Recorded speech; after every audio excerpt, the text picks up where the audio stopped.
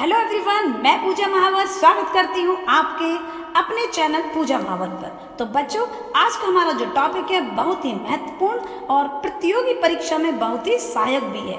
लेकिन इस महत्वपूर्ण टॉपिक को देखने के लिए जिन्होंने भी मेरा चैनल सब्सक्राइब नहीं किया है या जो भी मेरे चैनल पर जो बच्चे नए बच्चे देख रहे हैं या फिर जो पहली बार देख रहे हैं, तो जल्दी से मेरा चैनल सब्सक्राइब कर लें और बेल आइकन को प्रेस जरूर कर दें, जिससे कि आपको न्यू वीडियोस के नोटिफिकेशन मिलते रहें। ठीक, और नई नई जानकारियां भी आपको मिलती रहें। बच्चों, आपको ये बात जानकर बहुत ही खुशी होगी कि ये जो टॉपिक है ये टीजीटी की परीक्षाएं, पीजीटी की परीक्षाएं, यूजीसी, एचटेट, सीटेट, नेट और भी सभी कॉम्पिटिटिव एग्जाम में बहुत से प्रश्न इस टॉपिक से पूछे जाते हैं। हाँ, तो बच्चों, हमारी वीडियो की जो खास बात है वो यही है कि आपको ये वीडियो देखने के बाद में कहीं भी आपको परेशान होने की ज़रूरत नहीं है। आपको जैसे मैं अब आपको क्रातार जूर्नियम या कोई भारवी जी का जो क्रातार जूर्नियम है या फिर कोई भी कवि के बारे में मैं वीडियो में आपको सारांश भी बताऊंगी, उनका जीवन परिचय भी बताऊंगी और उनकी जो रचना है उसके बारे में बताऊंगी और उसमें जो भी कहानी है या जिससे वो संबंधित है, कितने उसमें सर्ग हैं या तो जो भी कुछ है, छोटी से छोटी हर जानकारी आपको मैं इस वीडियो में या हर वीडियो में देने की कोशिश करती हूँ। तो बच्चों, चलिए जानते हैं अब हम भारवी जी का क्रातार जूर्नियम। तो सबसे पहले हम क्रातार जूर्नियम के बारे में बाद में जानेंगे, पहले भारवी जी के जीवन परिचय के बारे में जानेंगे। तो आइए शुरू करते हैं भारवी जी का जीवन परिचय। सुनिए, भारवी कवि को आतपत्र भारवी भी कहकर पुकारा जाता है। ध्यान से सुनना, आतपत्र भारवी। ठीक है, तो आगे है, भारवी कवि कौन थे? शैव थे। और जैसे कि उसके महाकाव्य से ज्ञात होता है कि यद्यपि उनके जीवन के विषय में निश्चित प्रमाण नहीं मिलते, फिर भी किंवदंती के अनुसार वे धारा नगरी के रहने वाले थे। उनकी माता का नाम सुशीला था और उनके पिता का नाम श्रीधर था और उनकी पत्नी रसिकवती या रसिका के नाम से पुकारी जाती थी। अवंत सुंदरी के अनुसार उनके पिता का नाम क्या था? उनके पिता का नाम नारायण स्वामी था और भारवी उनकी उपाधि थी। ठीक है, तो उनका वास्तविक नाम क्या था? दामोदर। भारवी जी का वास्तविक नाम क्या था? दामोदर।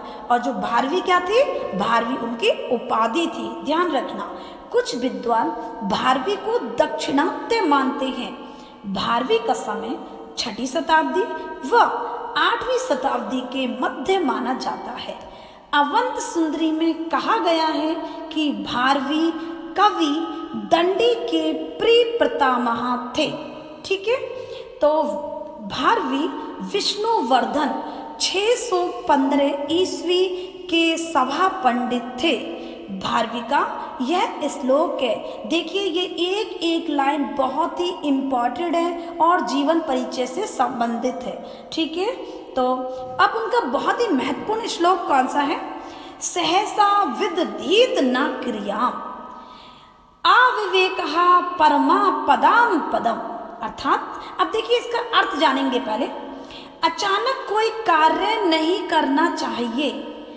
सहसा विदधीत न क्रियाम, अचानक कोई कार्य नहीं करना चाहिए। अविवेकः परमा पदाम पदम, अर्थात अविवेक परम आपत्ति का स्थान है।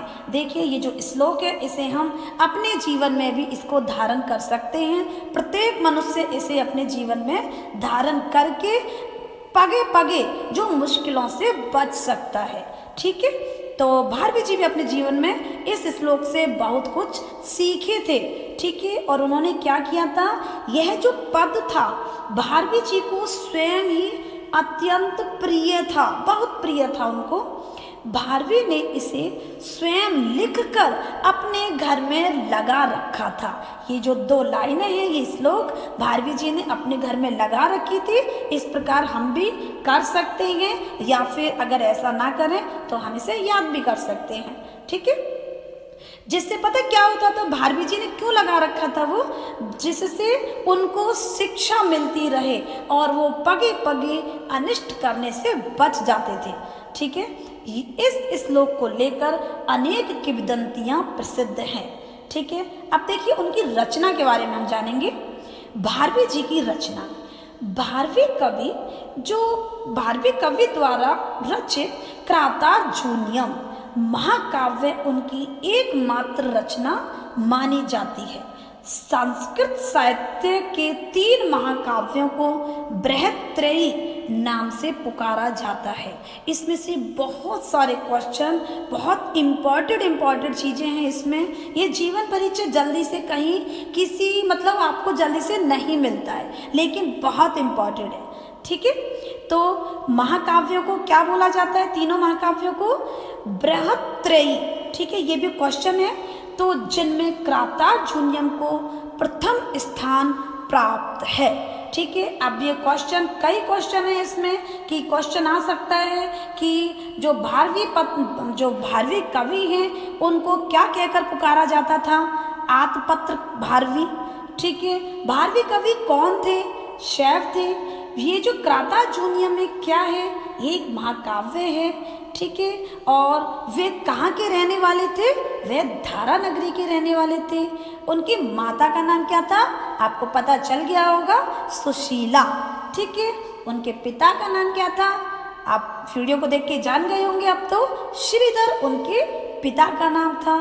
पत्नी का नाम क्या था, रसिकवती। ठीक है, और उनको रसिका के नाम से पुकारा जाता था। ठीक है, अच्छा, एक बहुत ही इंपॉर्टेंट क्वेश्चन वो क्या है कि भारवी का वास्तविक नाम क्या था, है ना, जल्दी से पता नहीं होता है। तो भारवी का वास्तविक नाम था दामोदर। अब कोई सोचेगा भाई फिर भारवी क्या है, भारवी उनकी उपाधि है, विशेष जानकारी। ठीक है, तो अब और जो भारवी कवि दंडी के प्रिय पितामह थे। ठीक है, किसके प्रिय पितामह थे, दंडी के। ठीक है, और श्लोक ये तो याद करने वाला ही है, तो सभी बच्चे इसको याद जरूर कर लें और अपने अपने जीवन में भी धारण करें। वो कौन सा श्लोक है, और ये श्लोक भी आ सकता है कि ये श्लोक किसका प्रिय है, अत्यंत प्रिय श्लोक ये किसका है। तो कौन सा श्लोक, सहसा विदधीत न क्रियाम अविवेकः परमा पदाम पदम। ठीक है, तो ये हो गया हमारा भारवी जी का जीवन परिचय। ठीक है, तो अब हम जानते हैं भारवी जी की एकमात्र जो बहुत ही महाकाव्य जो उनकी रचना है, अब हम जानेंगे उसके बारे में, जो है क्रातार्जुनीयम। हाँ तो बच्चों, अब हम जानते हैं क्रातार्जुनीयम के बारे में। ठीक है, तो क्रातार्जुनीयम, सबसे पहले इसका परिचय ले लेते हैं कि इसमें कितने सर्ग हैं, कौन इसके नायक नायिका है। ठीक है, तो क्रातार्जुनीयम किसकी रचना है, भारवी जी की। ठीक है, इसमें कितने सर्ग हैं, 18 सर्ग। ठीक है, इसमें कौन सा रस है, वीर रस। अब क्रातार्जुनीयम के नायक कौन है, क्रातार्जुनीयम के नायक हैं अर्जुन। क्रातार्जुनीयम की नायिका कौन है, द्रौपदी। और अन्य पात्र कौन कौन से हैं, कृष्ण, इंद्र, शिव, क्रातः मतलब, और शिव मतलब क्रातः, और पंच पांडव, वनेचर, व्यास, दुर्योधन, यक्षमक, ठीक, शंकर वेशधारी, दानव। ठीक है, तो अब ये कहाँ से लिया गया है, ये लिया गया है क्रातार्जुनीयम महाभारत के वन पर्व से। तो ये हो गई हमारी क्रातार्जुनीयम की थोड़ी सी जानकारी। अब हम जानेंगे क्रातार्जुनीयम महाकाव्य किस तरह से, कहाँ से शुरू होता है, कहाँ से अंत होता है, इस तरह की जानकारी। तो आइए शुरू करते हैं। क्रातार्जुनीयम महाकाव्य 600 ईस्वी लगभग की एकमात्र कृति क्रातार्जुनीयम 18 सर्गों का एक महाकाव्य है। ठीक है, अब है जिसकी गणना बृहत्त्रयी के अंतर्गत की जाती है। ग्रंथ का शुभारंभ। अब ये जो ग्रंथ है हमारा क्रातार्जुनीयम, इसका जो आरंभ है ये कहाँ से होता है? श्री शब्द से होता है। ठीक है, तो बच्चों बहुत ही विशेष बात है इसका, जो अब भी क्वेश्चन आ सकता है कि क्रातार्जुनीयम का जो आरंभ है कौन से शब्द से होता है, तो फटाफट से टिक कर देंगे, श्री शब्द से होता है। ठीक है, अब इसमें कितने सर्ग हैं? कितने सर्ग हैं? 18 सर्ग हैं। ये क्या है? ये एक महाकाव्य है। ठीक है, तो इस तरह के क्वेश्चंस बनते हैं, तथा जो प्रत्येक सर्ग के अंत में लक्ष्मी शब्द का प्रयोग किया जाता है। बच्चों ये बहुत ही ध्यान देने योग्य है। इसका जो आरंभ है वो श्री शब्द से होता है। अब इसका जो प्रत्येक सर्ग के अंत में, जो सर्ग का अंत कहाँ होता है? लक्ष्मी शब्द से शब्द का प्रयोग किया जाता है। ठीक है, सर्गांत में क्या आता है? लक्ष्मी शब्द आता है। ठीक, अब ये कहाँ से लिया गया है? महाभारत के वन पर्व से है। ठीक, इसमें अस्त्र प्राप्ति के लिए, अब देखिए इसमें घटना क्या है, किस तरह से है ये। इसमें अस्त्र प्राप्ति के लिए तपस्या करने वाले अर्जुन और क्राताधिपति के रूप में भगवान शंकर का परस्पर युद्ध होता है। ठीक है, परस्पर युद्ध होता है। इन दोनों के इस युद्ध की प्रधानता के कारण प्राधान्येन व्यपदेशः भवन्ति, व्यपदेशा भवन्ति ही इस ग्रंथ का नाम क्रातार्जुनीयम पड़ा है। अब इस ग्रंथ का नाम क्रातार्जुनीयम क्यों पड़ा है आपको पता चल गया होगा। ठीक, तो जैसा कि इस शब्द के विग्रह से स्वतः ही स्पष्ट है, ठीक है, अपने आप ही स्पष्ट हो जाता है कि क्राताश्च अर्जुनश्च क्रातार्जुनौ द्वंद्वः। अब क्रातार्जुनीयम में कौन सा समास है आपको पता है? इसमें द्वंद्व समास है। ठीक है, अब देखिए ये एक छोटी सी लाइन है, क्राताश्च अर्जुनश्च क्रातार्जुनौ द्वंद्वः। ठीक, क्रातार्जुनौ अधिकृत्य कृतम काव्यम क्रातार्जुनीयम। ठीक है, यहाँ पर 6 प्रत्यय होकर क्रातार्जुन धन छ, ठीक है, 6 आयन ए ईन इये इयह फा ड ख घ प्रत्यादि नाम सूत्र से, ये सूत्र से 6 को ये आदेश होकर क्रातार्जुनीयम शब्द बना है। अब देखिए क्रातार्जुनीयम पर नाम कैसे पड़ा वो भी आपको पता चल गया। क्रातार्जुनीयम में कौन सा समास है? द्वंद्व समास है। क्रातार्जुनीयम में कौन सा सूत्र लगा है वो भी आपको पता चल गया। ठीक है, तो अब है आगे हमारा भारवी वैदर्भी रीति के कवि हैं। जो भारवी हैं कौन सी रीति के कवि हैं? वैदर्भी रीति के कवि हैं। शैली कैसी है उनकी? शैली ओजपूर्ण व अर्थ गंभीर्य से युक्त है। ठीक है, तो इसे अलंकृत कला पक्ष प्रधान शैली कहा जाता है। कौन सी शैली कहा जाता है इसे? अलंकृत और कला पक्ष प्रधान शैली कहा जा सकता है। ठीक है, ग्रंथ का प्रमुख मुख्य रस क्या है? वीर। ठीक है, तथा अलंकारों में उपमा अलंकार, श्लेष अलंकार, यमक अलंकार, अनुप्रास आदि के प्रयोग का सुंदर समन्वय है। ठीक है, कौन कौन से अलंकार? जिसके अलंकारों में उपमा अलंकार, श्लेष अलंकार, यमक अलंकार, अनुप्रास आदि के प्रयोग का सुंदर समन्वय किया गया है। जिस श्लोक के कारण विद्वान ने इन्हें आतपत्र भारवी की उपाधि से विभूषित किया वो श्लोक कौन सा है? देखिए, इनको आतपत्र कवि माना गया, लेकिन आतपत्र भारवी की उपाधि जो दी गई थी वो विभूषित जो किया गया था वो क्या था? ठीक है, कौन सा श्लोक था जिस श्लोक के कारण विद्वानों ने आतपत्र भारवी की उपाधि से विभूषित किया? अब वो श्लोक मैं आपको बताने वाली हूँ। ठीक है, वो श्लोक इस प्रकार है कि स्थल नीलनीव ना दुष्मा दूधूतः सरसिज संभवः परागः वात्याभिवीर्यति विवर्तितः समन्ताद् आधते कनकमयात पत्त लक्ष्मी मीम। ठीक, तो ये वाला ये श्लोक है। तो इस श्लोक से, ठीक है, इस श्लोक के कारण विद्वानों ने आतपत्र भारवी की उपाधि से विभूषित किया था। ठीक है, किसको? भारवी जी को। ठीक है, तो महाकवि भारवी की सबसे प्रधान विशेषता उनकी शब्द योजना व अर्थ गंभीर्य है।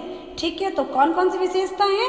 एक तो उनकी जो शब्द योजना और अर्थ गंभीर्य, मतलब अर्थ के कारण, ठीक है, अर्थ की गंभीरता। ठीक, भारवे अर्थ गौरवम ऐसा कहा भी जाता है। ठीक है, कहीं कहीं तो चित्र काव्य के प्रदर्शन में इतने श्लिष्ट व चित्र श्लोकों का प्रयोग हुआ है कि रस की धारा ही अवरुद्ध हो गई है। 15वां जो सर्ग है, 15वां सर्ग तो पूर्णतः चित्र काव्य ही है। इनके जो महाकाव्य है उसका जो 15वां सर्ग है पूर्णतः चित्र काव्य ही है। कुछ पद्यों में प्रत्येक पंक्ति उल्टे तरफ से ठीक उसी प्रकार से पढ़ी जाती है जैसे आगे वाली पंक्ति या पूरा पद ही उल्टा पढ़ा जाने पर अगले पद के समान हो जाता है। ठीक है, ये बहुत बड़ी विशेषताएं हैं। ओके, तो है कुछ ऐसे पद भी हैं, ठीक है, कुछ ऐसे पद भी हैं कि उन्हें चाहे उल्टा पढ़िए या सीधा पढ़िए, उनके अर्थ पर कोई भी प्रभाव नहीं पड़ता। कुछ पद्यों में केवल 2 ही या कुछ में तो केवल एक ही व्यंजन का प्रयोग हुआ है। देखिए, मतलब कितनी महानता है उनकी, कितनी बड़ी विशेषता है। ठीक, कुछ जो ऐसे ऐसे पद हैं उनके कि 2 ही या तो 2 व्यंजन और 2 नहीं तो कुछ में तो केवल एक ही व्यंजन का प्रयोग उन्होंने किया है। अब देखिए इसका उदाहरण भी है। उनका उदाहरण क्या है इसका? और ये क्रातार जूनियम में ही है। ठीक है, और अगर इस तरह की ये आ भी जाए, ठीक, तो आपसे पूछा जाए कि कौन से उसमें है ये महाकाव्य में, तो क्रातार जूनियम में क्या है?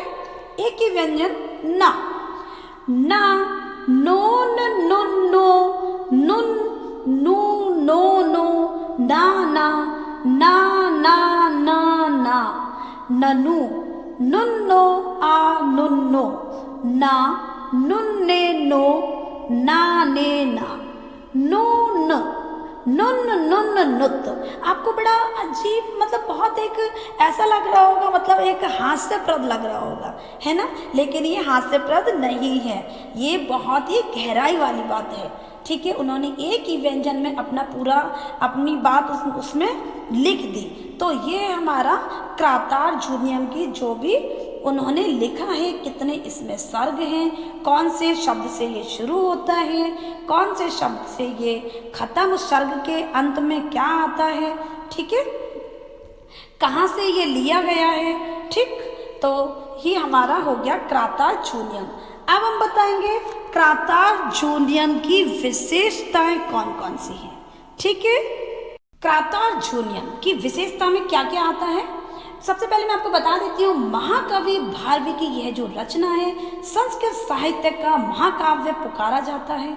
इसमें महाकाव्य के सभी गुण विद्यमान हैं। भारवी को अमर बनाने में एकमात्र महाकाव्य ही पर्याप्त है। इस रचना में भारवी का पांडित्य, विविध ज्ञान गरिमा, अद्भुत प्रतिभा व मार्मिक भावुकता तथा साहित्य कला का ज्ञान परिलक्षित होता है। भारवी काव्य की सबसे लोकप्रियता उनकी अर्थ की गौरवता है। काव्य कला की दृष्टि से भारवी की कौन कौन सी विशेषता है? ठीक है, देखिए जो विशेषता है, सबसे पहली विशेषता है समृद्ध कथा वस्तु। ठीक, नंबर 2 सुंदर पात्र योजना। ठीक है, तो इसमें पात्रों के बारे में हमने आपको बता ही दिया है। और तीसरी विशेषता है रसात्मक और भाव योजना।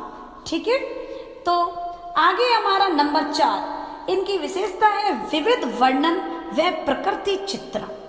5वां है कथोपकथन। ठीक, तो कथोपकथन अर्थात मतलब यह महाकाव्य में जितने कथोपकथन हैं उतने ही महाकाव्य में प्राप्त नहीं होते। प्रथम सर्ग में वनेचर युधिष्ठिर संवाद, द्वितीय सर्ग में भीम युधिष्ठिर संवाद, तृतीय सर्ग में युधिष्ठिर व्यास का कथोपकथन और 11वें सर्ग में इंद्र अर्जुन का संवाद योजना और 13वें सर्ग में पशुपति दूत व अर्जुन संवाद बहुत ही सुंदर है। ये संवाद स्वाभाविक है, कहीं पर शिष्टता व शालीनता का उल्लंघन नहीं है। अपने पक्ष का तर्क पूर्व मंडन करना व विपक्ष का सप्रमाण खंडन करना, ठीक है, इन संवादों की विशेषता है।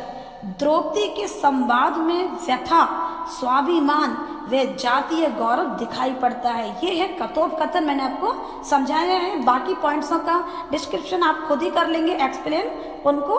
तो 6वां है हमारा जो विशेषता है अर्थ गौरवता। ठीक है, भारवी का कला पक्ष और भाव पक्ष अत्यंत सशक्त है। ठीक, अर्थ गौरवता। फिर आता है इनकी भाषा शैली। भाषा शैली बहुत ही कैसी है, सरल है। भारवी अलंकृत काव्य शैली के प्रवर्तक माने जाते हैं, सभी को पता है। और कथानक भावपूर्ण चमत्कार युक्त कमनीय व्यापक बना देना उनकी शैली की विशेषता है। ठीक है, उनकी भाषा में जहाँ शाब्दिक चमत्कार है वहाँ शाब्दिक सौंदर्य भी है। ठीक है, तो ये हो गई उनकी भाषा शैली। ठीक है, तो अब हम भारवी जी के जीवन परिचय के बारे में, उनके सभी अच्छी तरह से हम उनके बारे में जान चुके हैं और उनका लिखा हुआ उनका जो महाकाव्य है, उनकी रचना है, उसके बारे में भी जान चुके हैं। तो आइए अब तो बच्चों, आशा है आप सभी को ये वीडियो पसंद आई होगी। तो मिलते हैं हम अगली वीडियो के साथ। जब तक के लिए नमस्कार।